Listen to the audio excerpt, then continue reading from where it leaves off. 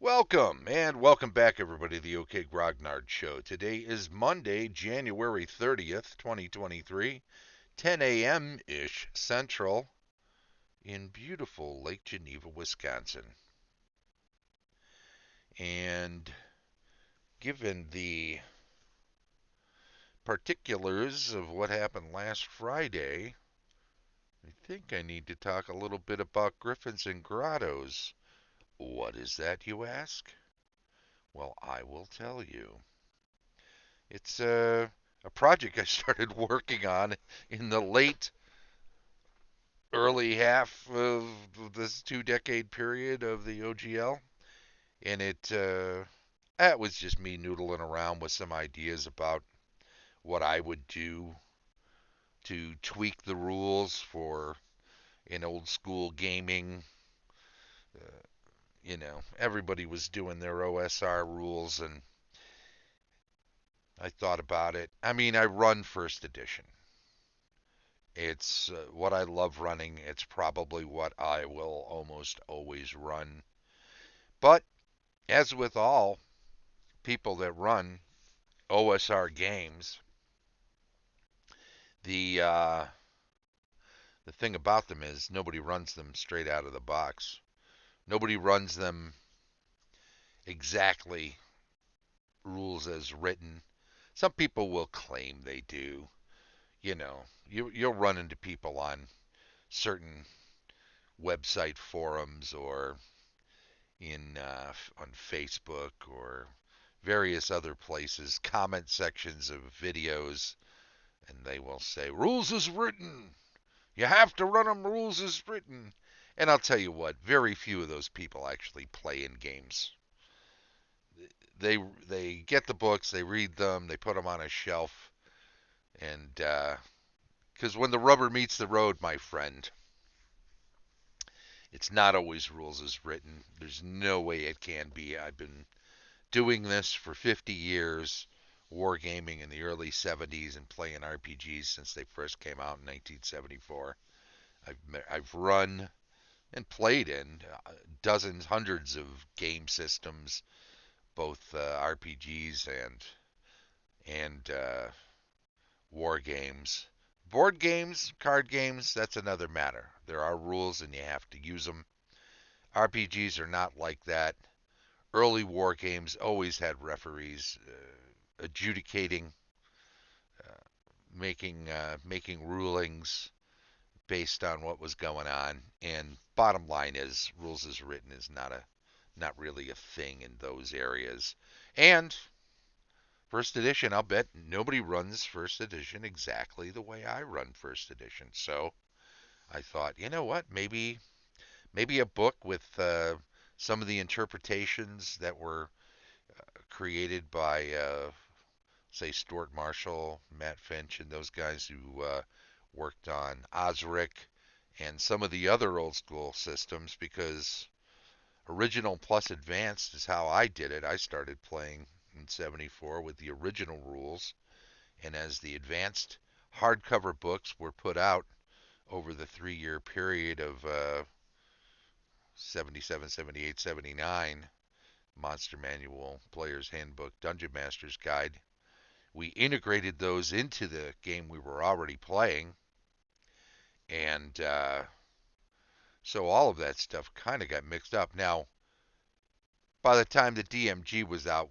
we were pretty much playing the full first edition rules, but there were definitely some ways of playing and maybe a few rules that carried over from the original. There's a style to that kind of play. I think everybody is aware of uh, old school gaming is a OSR is a style as much as it is a hard and fast movement. So with that in mind, the idea was, well, let's put together something. Let's make it an obvious RPG heartbreaker. We'll just add in a few of our own tweaks. We'll throw in a few optional rules we've kind of come up with over the years. We'll put in a lot of gaming advice for both players and DMs, and we'll wind up with what we wind up with, and that became the idea behind what Griffin and Grottos would wind up being. And I gotta say, it was an idea that quickly wound up on the back burner because there was just so much other stuff I was doing over the years. And I mean, I even, mentioned this and wound up in the print at the back of the Lurch book. But I've been running versions of this and its wargaming companion piece, which I, as an homage, called Surcoat. I've been running versions of these since the early 2000s, with the idea that eventually they would get put into print or put into PDF in any event. So these are things I'd been thinking about for quite a while. And I've got to say, if you haven't heard, at least for now, the OGL 1.0A is safe.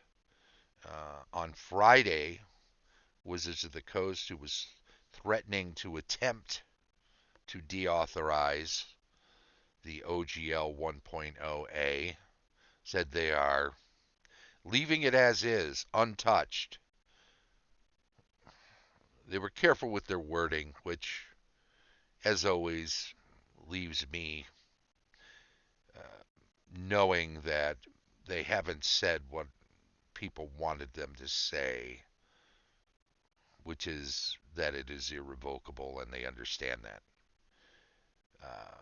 What they did say was that, and they didn't say for now, but at least for now, they're leaving it as is. Now, this is pretty huge. Hasbro, Wizards of the Coast under them, are a huge entity, business entity. They have shareholders that they answer to, and the backlash from them saying they were going to deauthorize the OGL 1.0A and do any number of other things on the back of that, because as I pointed out, whenever I spoke of it or wrote of it, the OGL 1.0A is the linchpin to that strategy of the OGL 1.1 that they had leaked, that had been leaked in December or early January, January 5th.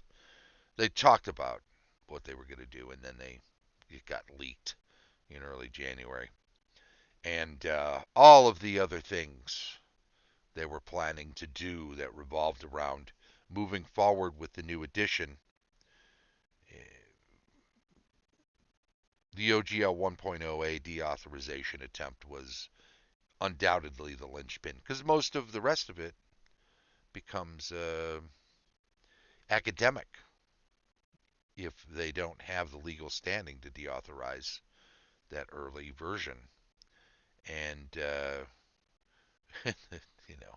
they're not just showing you one card in their hand, they showed their entire hand with that leak.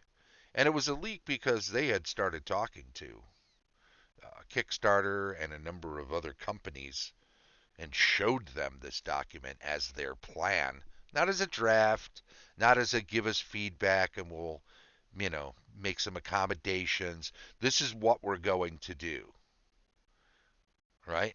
They asked the other companies to adjust their business models and strategies based on what they were planning to do. So this wasn't looking for feedback. This was them saying, this is exactly what we're going to do. And in an ideal world for them, that would have just happened. But then it got leaked. So let's keep that in mind very much when we're talking about, them backing off and saying we got it wrong, which they've now done at first half-heartedly and then more full-throatedly. Let's be clear that their intentions were known, and what they want is still known. Let's not, put on a rose-colored blindfold and ignore the fact that they have intentions that were thwarted by basically gamer community public outcry. And they've said, we're going to leave it untouched. They didn't say we're never going to touch it in the future. Um, I think there's every possibility that the backlash, including the loss of, I don't know what the percentage was, 30, 40% of their D&D Beyond subscriptions were canceled, and they were shaken by that.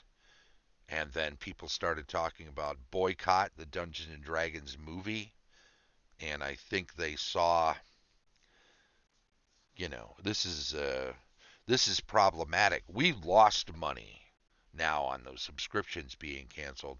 If we lose a like amount of money at the box office on this film, and granted, they're different divisions, but they talk. They talk to each other. They communicate with one another, and I have no doubt that those in charge of getting the film out and making it a success said, "What are you doing?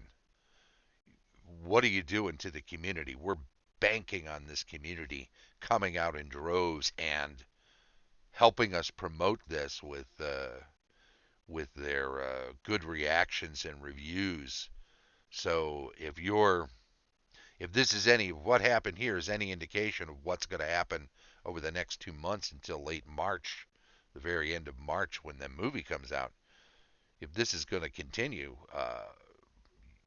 you've really messed it up. So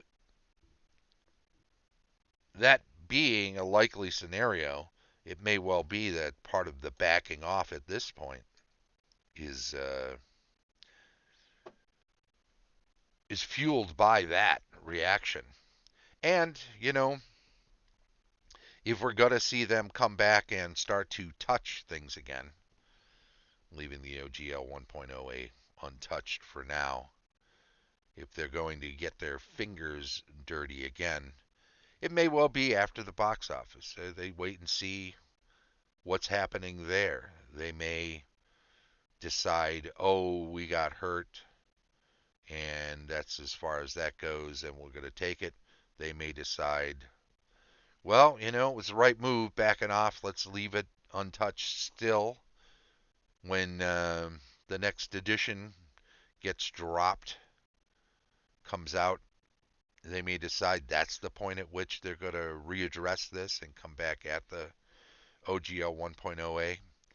They may decide they're going to wait until the new edition is fully integrated with D&D Beyond and they're up and rolling and people are subscribing again, or at least as many as they can get now, because some people never forget this. Some people will not ever trust them. Some people will swear off Dungeons and Dragons. And, that's fair enough. If you don't trust a company and you don't want to give them your money, that's basic human right? Anywho, now that it's untouched, and since Griffins and Grottos was always going to be a OGL 1.0A release, I thought, you know what? I better have another look at this, and I had thrown a flyer together some time back. I don't know that I ever really shared it in whole or in part, but it looks something like this. G&G MF Wars. And don't forget, one corner of the CMG blog triad, you've got CreativeMountainGames.com, you've got Grimwald.com, where I do the D23 project, and you've got MFWars.com, because Medieval Fantasy Wargame and Role Playing System is the idea behind this original plus advanced. It's the early. We start with a combat base, and then we build an RPG on top of it. And Griffins and Grottos, of course, an homage. Something ampersand something is always the homage to the game we love. It's a set of guidelines to help navigate adventure and exploration in a world of the imagination. Fair enough. It's a swords and sorcery, medieval fantasy, wargame, and role playing system that supports play with or without miniature figures. It's a game that combines the depth of fantasy fiction with the action and excitement that comes from rolling dice to determine the fate of the characters. It's great fun. It's from CreativeMountainGames.com. So that's the idea. They've got that old school illustration of a griffin in front of a metaphorical cave. Just the idea that this should all be as old school as possible and look that way. But hey, we're going to start tweaking this again. We're going to at least get something on paper. We're going to probably drop this at some point, hopefully in 2023, because who knows how much longer the license is going to be available. Even if they attempt, again, to deauthorize the OGL 1.0A, their secondary plan was to deauthorize it for going forward and to leave stuff that was already there in place because they don't want a class action suit coming at them from a bunch of people disgruntled that the market was being suppressed, that people were actually being damaged by a deauthorization. So even if they attempt to deauthorize it for future projects at some point, I don't think they're going to try to get people to pull back their books off the shelves in game stores and wherever else they happen to be and have warehouses full of books, because some of the larger companies definitely have that sort of situation. So if we get something out, at least it'll already be out and it'll be in that situation. Not that PDFs have a huge return, nor that they have a lot of money tied up in them. It's more about time, really. And time is money. Let's not forget. Anywho, that's about it. I just wanted to talk a little bit about the OGL situation as it transpired from last week to Harold Griffins and Grottos as a continuing concern and something to get done. And that's about it for this week. So, thank you very much, and I hope you enjoyed the update and recap of what's been happening. And I'll just say I appreciate you very much. So, this has been the OK Grognard Show. Don't forget, you can watch the show, which streams live on Twitch each Monday at 10 a.m. Central and then is archived on YouTube. Follow us on Twitch. Chime in on the chat when you're around. Definitely subscribe to the YouTube channel and watch shows that you might have missed. Ring the little bell, click the little thumbs up when you see something you like, and feel free to comment as well. Our Patreon, thanks to our Patreon supporters, Tom Tullis of Fat Dragon Games, Carlos Lysing, Castle Entertainment, Heath Varnden of the NFPD and D20, Dave O'Brien of Quacks Games, and Shane Bradley, DM Extraordinaire. This has been the OK Grognard Show from beautiful Lake Geneva, Wisconsin. Bye-bye.